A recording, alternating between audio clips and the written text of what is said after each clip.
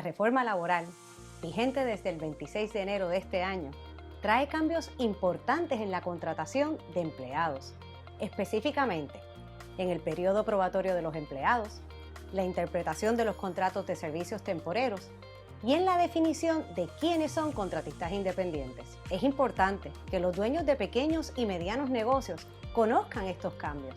Aquí, un resumen de los más importantes. En cuanto al periodo probatorio, hubo cambios en los requisitos y su duración.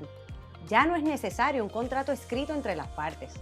Los empleados exentos, clasificados como ejecutivos, administradores y profesionales, bajo el Federal Labor Standards Act y la reglamentación del Departamento del Trabajo y Recursos Humanos, tendrán un periodo probatorio automático de 12 meses.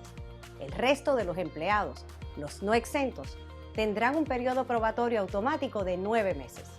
Estos cambios son prospectivos a la vigencia de la ley. Por otro lado, el periodo probatorio se interrumpirá cuando el empleado se acoja a una licencia autorizada por ley, como lo son, por ejemplo, las licencias por enfermedad, por embarazo y razones militares. Una vez se reincorpore el empleado, el tiempo probatorio continuará por el término establecido.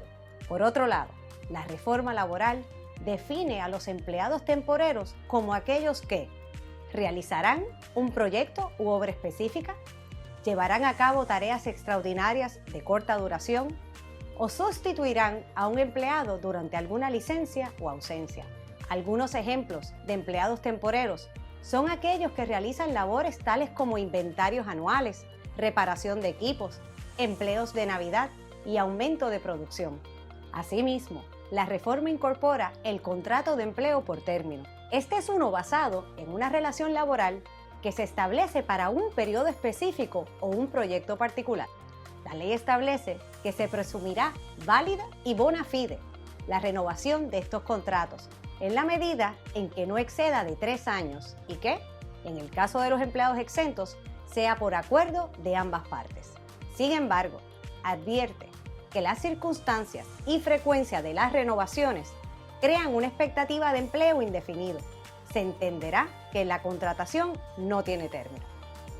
Por otro lado, la reforma define a los contratistas independientes como aquellas personas que poseen un número de identificación patronal o número de seguro social patronal, han reclamado negocio propio en su planilla de contribución sobre ingresos, existe una relación establecida mediante contrato escrito o se le han requerido contractualmente tener las licencias o permisos requeridos, entre otros.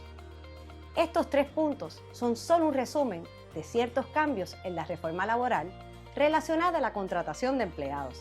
Recuerda revisar la Ley de Transformación y Flexibilidad Laboral para otros aspectos importantes.